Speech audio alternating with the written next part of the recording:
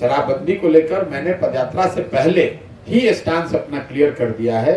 मैं एकमात्र व्यक्ति यहाँ हूँ जो राजनीतिक क्षेत्र में है जो कि खुले मन से, खुले तरीके से हर दिन ये कह रहा है कि शराबबंदी बिल्कुल रेट्रोग्रेड मूव है, इसको हटाया जाना चाहिए।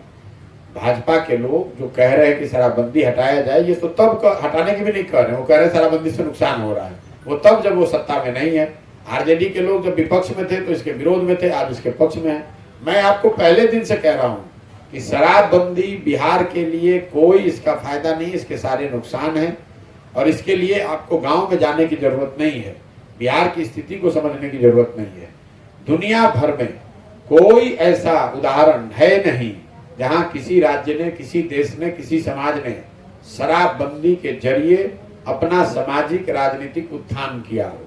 दूसरी बात, लोग बताते हैं कि गांधी जी ने शराबबंदी की बात कही, तो वो बात भी सिरे से गलत है। मैं खारिज करता हूँ, कैमरे पर आपको चुनौती भी दे रहा हूँ, रोज बोलता हूँ। अगर आपने गांधी को, किसी ने जो पढ़ा है, पढ़ने या समझने का दावा करता है, वो मुझे लाकर दिखा दे कि गांधी जी ने ये कहाँ कहा है कि सरकार को शराबबंदी लागू करना चाहिए। गांधी जी ने जीवन के कई वर्च्यूज की बात करी। उन्होंने ये कहा आप वेजिटेरियन होना अच्छा है। उन्होंने ये नहीं कहा कि सरकार कानून बना दे कि जो नॉन वेजिटेरियन है उसको जेल में पकड़ लिए, बंद कर दिया जाएगा। गांधी जी ने उसी संदर्भ में ये कहा कि शराब पीना बुरी बात है, इस रोके जाने के लिए समाज को प्रयास करना चाहिए। गांधी जी ने ये कहीं नहीं कहा कि कानून बनाकर आप शराबबंदी लागू कर दें और सरकार का अपना जो काम है उसको छोड़ के अब आप शराबबंदी को लागू करने में ही पूरी व्यवस्था को झोंक दें, ये गांधी जी ने नहीं कहा है। और तीसरी बात जो धरातल की है, शराबबंदी की वजह से बिहार सरकार का करीब करीब 20,000 करोड़ रुपया, बिहार के लोगों का 20,000 करोड़ रुपया हर साल का नुकसान हो रहा है। बिहार में डीजल पेट्रोल 8 से 10 रुपए लीटर महंगा है। बिहार में जितनी निबंधन होती है, क्योंकि जो ये 20,000 करोड़ रुपए का नुकसान हो रहा है तो आएगा कहाँ से? तो पेट्रोल डीजल पे टैक्स सबसे ज्यादा है, 10 रुपए लीटर पे आप और हम ज्यादा दे रहे हैं। जो आप जमीन की रजिस्ट्री करते हैं उसमें बिहार का दर जो है, बिहार में निबंधन के जो रेट है वो पूरे भारत में सबसे ज्यादा है। अगर किराया, पहली सबसे बड़ी योजना जो चल रही है वो है प्रधानमंत्री गरीब कल्याण योजना, जिसमें लाभार्थियों को 5 किलो अनाज मिलने की बात कही गई है। बिहार में व्यवस्थित तरीके से किसी भी व्यक्ति को 5 किलो नहीं बल्कि 4 किलो ही अनाज मिल रहा है।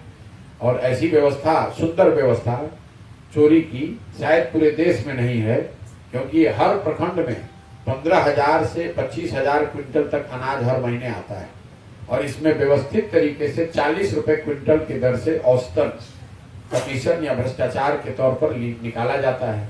और ये पैसा जनप्रतिनिधियों और अफसरों के बीच में बंट रहा है। और मैं कैमरे पर कह रहा हूँ, जनप्रतिनिधियों में विधायक, ज्यादातर जगहों पर विधायक शामिल हैं, विधायक भी इसमें पैसा ले रहे हैं।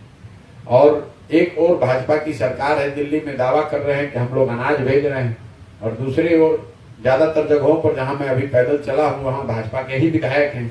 तो उसी गरीब कल्याण योजना में ये लोग 40 रुपए प्रति क्विंटल की दर से कमीशन ले रहे हैं, पीसी ले रहे हैं, जिसकी वजह से लाभार्थियों को 5 किलो के बजाय 4 किलो अनाज ही मिल रहा है। तो कोई पार्टी बना ही नहीं रहे, जन सुराज अभियान चल रहा है। मैं इसका नेता हूं नहीं, मैं इसका सूत्रधार हूं। मैं एक सोच के साथ निकला हूं और मुझे ऐसा लगता है कि जन सुराज कोई राजनीतिक सामाजिक अभियान नहीं है, ये समाज के जरिए एक नई राजनीतिक व्यवस्था बनाने का अभियान है। मैं वो काम कर रहा हूं कि समाज को जाकर बताऊं कि आप अपने और अपने बच्चों के भविष्य के लिए उन समस्याओं, उन मुद्दों पर वोट कीजिए जिनसे उनका भविष्य सुधरे।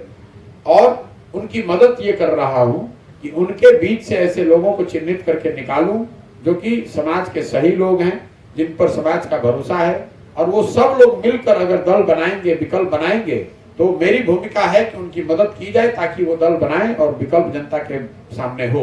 और साथ में मेरी भूमिका है कि उनके साथ, उनके पास एक सोची समझी रणनीति और एक योजना हो ताकि बिहार को अगले 10 साल में देश के 10 अग्रणी राज्यों में शामिल कराने के लिए एक प्रयास किया जा सके।